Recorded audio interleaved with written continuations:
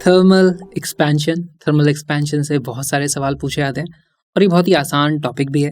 देखो हमारे पास thermal expansion में होता है कि मान लो कोई लेंथ L है और ये इसकी नेचुरल लेंथ है किसी भी टेम्परेचर T पर। फिर हम इसको थोड़ा सा गर्म करते हैं तो चीज़ें एक्सपैंड हो जाती हैं, जिसको हम बोलते हैं थर्मल एक्सपेंशन।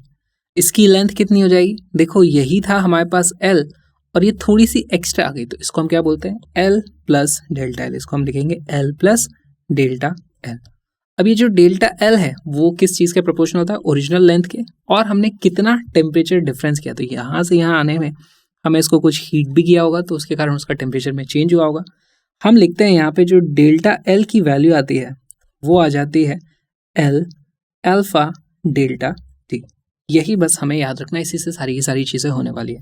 अच्छा, ये जो अल्फा होता है ये होता है हमारा कोफिशिएंट ऑफ थर्मल एक्सपेंशन या लीनियर एक्सपेंशन। यहाँ पे आप लिख सकते हो alpha is coefficient of linear expansion.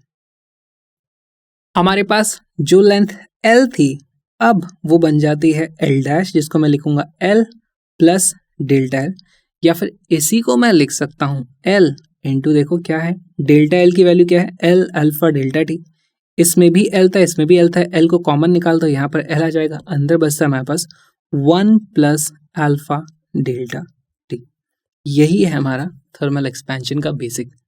अच्छा, थर्मल एक्सपेंशन लीनियर में तो इस तरीके से देखा। इसका देखो एक चीज़ और मैं बताता हूँ। मान लो हमारे पास इस तरीके की कुछ 2 डायमेंशनल ऑब्जेक्ट है। अगर मैं इसको यहाँ पर इसको बोलूँ रेडियस, तो ये तो पहली बात कैविटी है ना। एक्चुअल ऑब्जेक्ट ये है, कैविटी में भी एक्सपेंशन होता है। अगर पूरी एक्सपेंशन होगा तो ये एक्चुअली पूरी की पूरी हमारी ऑब्जेक्ट इस तरीके से बड़ी हो जाती है। तो ये जो रेडियस था, अब आप बोलोगे जो रेडियस था ये तो हवा थी, है ना, पर इसका भी थर्मल एक्सपेंशन इसी हिसाब से होता है। मान लो वो उस मेटल की या जो भी चीज़ है उसकी बनी हुई है, तो हमारा R1 भी बड़ा होगा, R2 भी बड़ा होगा, और ये जो D है ये छोटा नहीं होगा, ये भी बड़ा होगा। जब थर्मल एक्सपेंशन होता है तो सारी की सारी चीज़ें बड़ी हो जाती हैं। हमारा R1, R2 and D all will increase.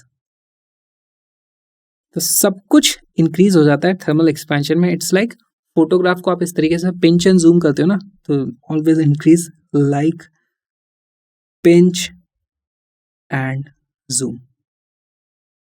ऐसा मत सोचना कि हमारे पास ये जो D है वो छोटा हो जाएगा, या सिर्फ R1 बड़ा होगा R2 छोटा बड़ा होगा तो D की वैल्यू छोटी हो जाएगी। सब कुछ इसी तरीके से, इसी फैक्टर से मल्टीप्लाई हो जाती है। ये 1 है।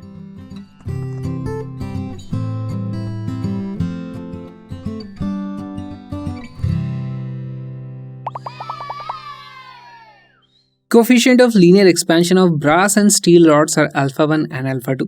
Lengths of the steel rod are L1 and L2 respectively. If L2 minus L1 is maintained same at all temperatures, which of one of the following relations hold good? देखो यहाँ पर है क्या, हमारे पास मान लो ये ब्रास है, ये स्टील है, और जब गर्म करते हैं तो ये भी एक्सपैंड होती है, ये भी एक्सपैंड होती है, लेकिन इन दोनों का जो डिफरेंस है वो हमेशा कांस्टेंट होता है। तो किसी भी टेम्परेचर पर आपको इसकी जो लेंथ होगी वो लिखनी, इसकी जो लेंथ होगी वो लिखनी, और दोनों का जो डिफरेंस होगा उसको इनिशियली जो डिफरेंस है उसके बराबर कर दो। अब वीडियो को पॉज करो, क्वेश्चन को सॉल्व करो।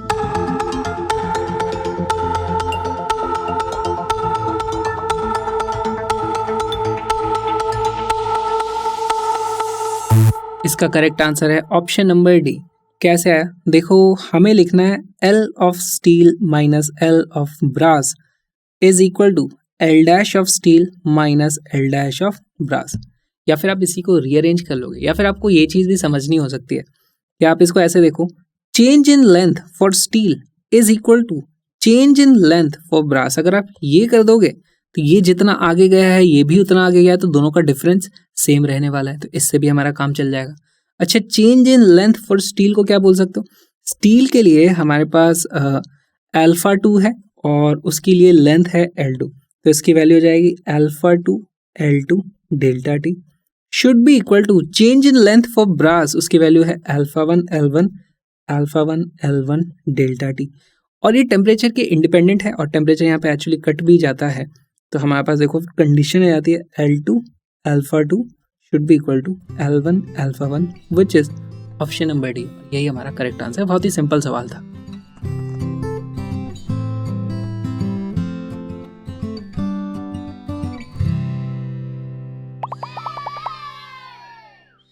two rods, one of aluminium and the other made of steel, having lengths L1 and L2 are connected together to form a single rod of length L1 plus L2. तो यहाँ पर ये है, let's say हमारे पास L1, ये है हमारे पास L2, ये थी aluminium की, ये थी हमारी स्टील की. ऑलराइट, ये हमने लिख दिया. The coefficient of linear expansion for aluminium and steel are alpha and alpha s. तो इसका alpha a है, इसके लिए alpha s की वैल्यू है हमारे पास है. If the length of each rod increases by the same amount when their temperature is raised by T degree Celsius, then find the ratio of L1 upon L1 plus L2. तो दोनों में जो increment हुआ है उसकी value कितनी हो जाएगी वो आप लिख सकते हो. इसमें जो इंक्रीमेंट होएगा उसको आप लिखो डेल्टा L1, उसकी वैल्यू हो जाती है alpha A L1 delta T. Delta L2 की वैल्यू कितनी हो जाएगी, उसकी वैल्यू हो जाएगी alpha S L2 into delta T. हमारे पास दोनों में जो इस तरीके से इंक्रीमेंट हुआ है वो हमें पता चल गया और बोला है कि दोनों सेम होते हैं. अब तो कुछ बचा ही नहीं, वीडियो को पॉज करो, क्वेश्चन को सॉल्व कर लो.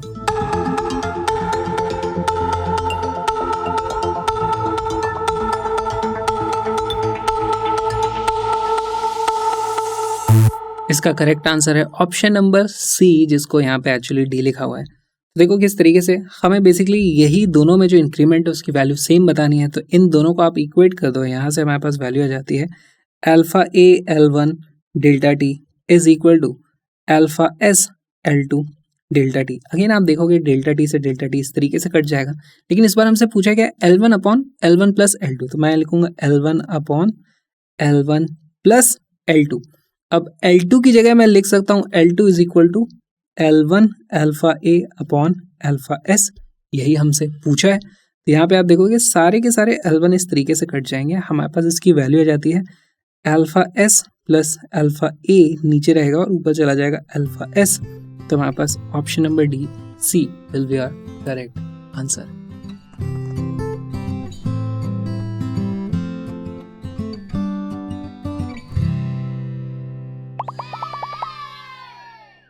An isosceles triangle made up of thin rods is made such that the distance between the apex and the midpoint of the base remains unchanged with temperature. Find the relation between L1 and L2 in terms of alpha 1 and alpha 2. तो हमारे पास देखो यहाँ पर पहली बात तो मुझे देख के पता चल रहा है कि ये दोनों लेंथ बराबर हैं, ऐसा क्वेश्चन में दिया हुआ है, मैंने अभी तक कुछ किया नहीं है.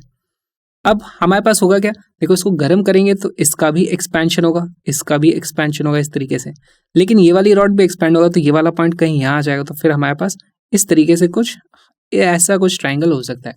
लेकिन इनको इस तरीके से बनाया गया है कि इन एपेक्स पॉइंट ये वाला है और इसका मिड पॉइंट ये है. तो हमारे पास एक्चुअली एडी की लेंथ कांस्टेंट होती है. आप इसको एक्सपैंड करोगे तो ये कुछ इस तरीके का फिर ट्राइंगल बन जाएगा. हमारे पास ऐसा सीन है.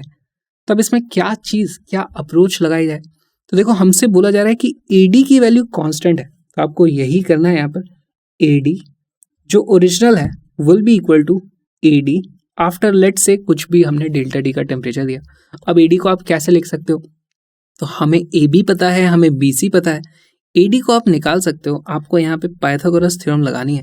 पाइथागोरस थ्योरम से आप एडी को L1 और L2 की टर्म्स में लिख सकते हो. फिर आपको डेल्टा टी चेंज करने पर इसके बीच में कितना चेंज आएगा वो पता चल जाएगा. वीडियो को पॉज करो, क्वेश्चन को सॉल्व करो.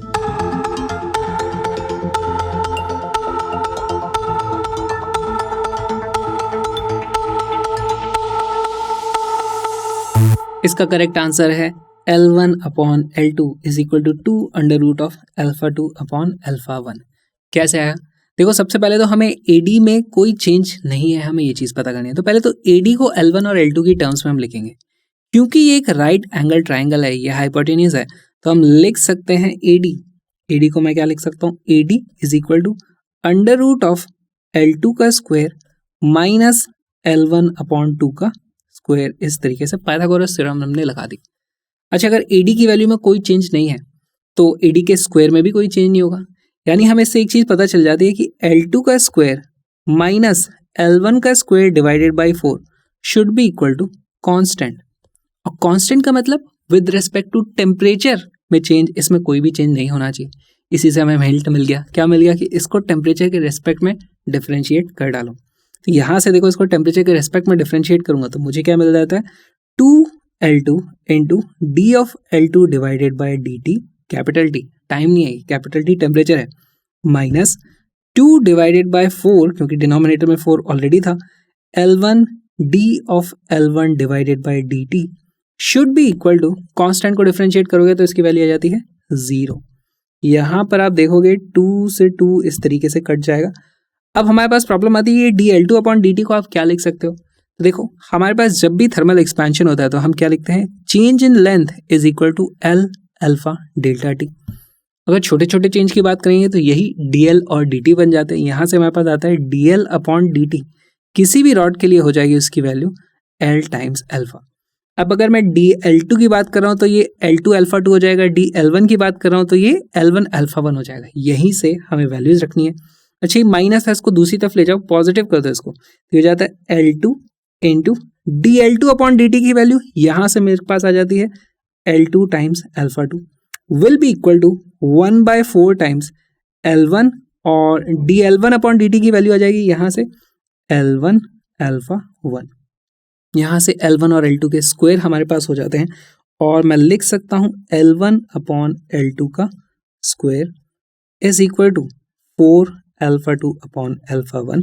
यहाँ से मेरे पास आ जाता है L1 upon L2 is equal to 2 under root of alpha 2 upon alpha 1। इस तरीके से आपको चीज़ों को अप्रोच करना होता है। ये जो छोटा सा वीडियो आपने देखा वो एक्चुअली छोटा सा पार्ट है एक बहुत ही अच्छे क्रैश कोर्स का, जिसमें हमने 40 दिन में यानी कि लगभग 1 महीने में 2-2 घंटे की क्लासेस करके कंप्लीट फिजिक्स को कवर कर लिया है। सारे के सारे कॉन्सेप्ट्स और बहुत सारे इंपॉर्टेंट प्रीवियस ईयर्स क्वेश्चंस और ऐसे क्वेश्चन जो अभी तक नहीं पूछे गए लेकिन शायद उन्हें पूछा जा सकता है, उन सबको कवर कर लिया है। Link is in the description, उसको जरूर देखना। साथ में आप कलरफुल नोट्स की PDF भी डाउनलोड कर सकते हो, उसका भी लिंक डिस्क्रिप्शन में, या फिर आप उसको खरीद सकते हो। आप प्रिंट भी करा सकते हो, लेकिन प्रिंट कराओगे ब्लैक एंड व्हाइट तो मज़ा नहीं आएगा। तो by the colourful handmade notes, last minute revision में आपको बड़ी मदद मिलने वाली है। और मेरे व्लॉगिंग चैनल को भी सब्सक्राइब कर लो यार, तो वहाँ पे देखो और क्या क्या चीज़ें चल रही है। हम मिलेंगे पूरे के पूरे कोर्स में, आ जाओ, link is in the description.